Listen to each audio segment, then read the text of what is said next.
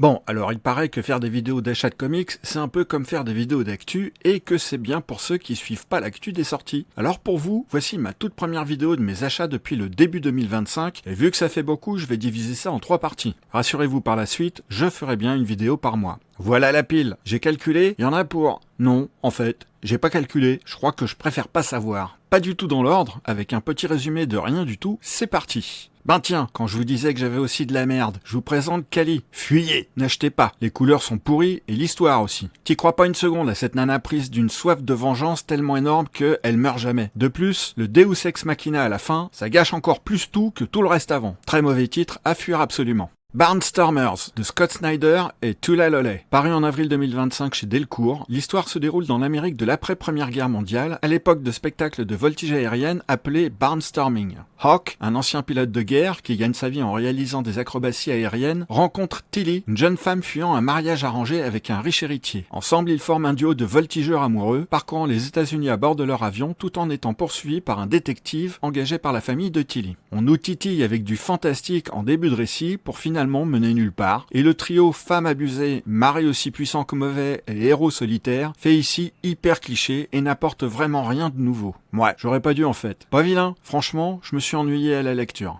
Stan Lee, une vie fantastique. En général, j'aime bien les récits sur les auteurs. Ben celui-là, je l'ai acheté après avoir écouté Radio Comics et c'est nul. Il y a des ellipses temporelles que tu comprends pas tout de suite et ok, tu peux éventuellement apprendre des choses sur la vie de Stan Lee, mais j'ai vraiment préféré sa bio en BD par Peter David sortie de son vivant. Jack Kirby, la vie extraordinaire du roi des comics. Ben c'est du même auteur, alors je l'ai pas encore lu. Essex County par Jeff Lemire, publié entre 2008 et 2011. C'est une trilogie de récits entrecroisés, ancrée dans la campagne de l'Ontario au Canada, se déroulant dans la région rurale fictive d'Essex County, inspirée de la vraie région où Jeff Lemire a grandi. J'en avais entendu beaucoup de bien, je n'arrive pas à le finir. Bon, je pense que je le finirai avant Kirby quand même.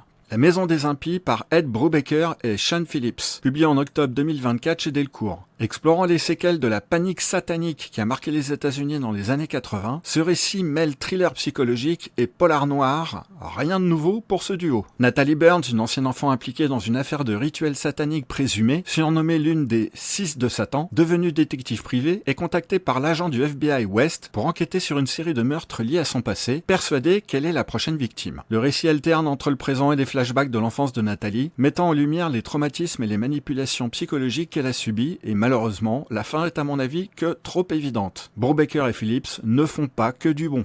Les Morsures de l'ombre, thriller psychologique adapté du roman de Karen Gibel, avec un scénario de Macchio et des dessins de Alexandre Tefengui. Excusez-moi la prononciation. Le commandant de police Benoît Laurent, un homme respecté mais au passé trouble, se réveille un jour enchaîné dans une cave sans savoir qui l'a enfermé ni pourquoi. Sa ravisseuse, une femme mystérieuse nommée Léa, semble tout savoir de lui. Elle veut le punir. C'est un huis clos angoissant qui bascule peu à peu dans une descente aux enfers. Léa mène un jeu cruel, à la fois psychologique et physique, obligeant Benoît à confronter des secrets honteux. Qui est Léa? Une victime? Une folle? Une justicière? Ce n'est pas un chef-d'œuvre, ça se laisse lire. C'est assez bien mené, malheureusement aujourd'hui les personnages ont sombré dans le cliché.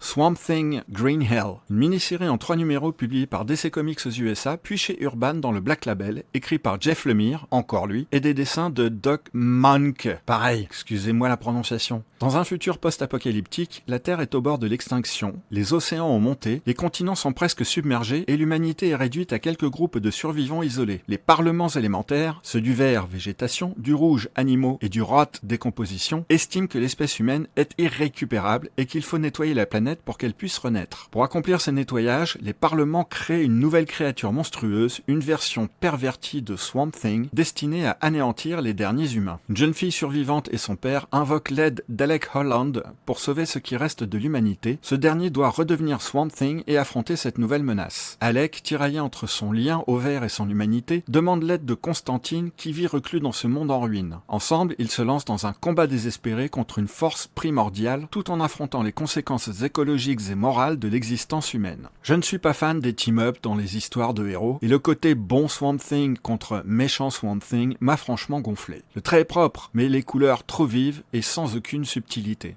Dracula de James Tynion IV, ainsi que Dracula starring Bela Lugosi. Je vous renvoie à ma vidéo sur mes 4 comics sur Dracula, que vous trouverez ici en haut à droite ou en fin de vidéo. Du lourd, du très très lourd. Pour conclure la série, Nosferatu. Très graphique, quasiment entièrement dépourvu de dialogue, j'étais dans ma phase Dracula et cette œuvre était sur KissKissBankBank, il me semble. Je l'ai reçue cette année, à ma grande surprise, car je l'avais commandé en milieu de l'année dernière et ne m'en souvenais plus. Bon, le format est atypique, les graphismes également, mais à part ça, rien de transcendant. Et de toute façon, vous ne le trouverez pas. Bela Lugosi, une biographie sur l'acteur iconique qui interpréta Dracula, d'abord sur les planches de Broadway, puis au cinéma, histoire de remplir mon coin biographique en BD. Bon, j'ai découvert que c'était pas forcément un type extra. Voilà pour cette première partie de mes achats depuis le début d'année. Il y aura 2 autres vidéos, histoire de rattraper mon retard. D'ici là, n'oubliez pas de... Enfin, vous connaissez la chanson.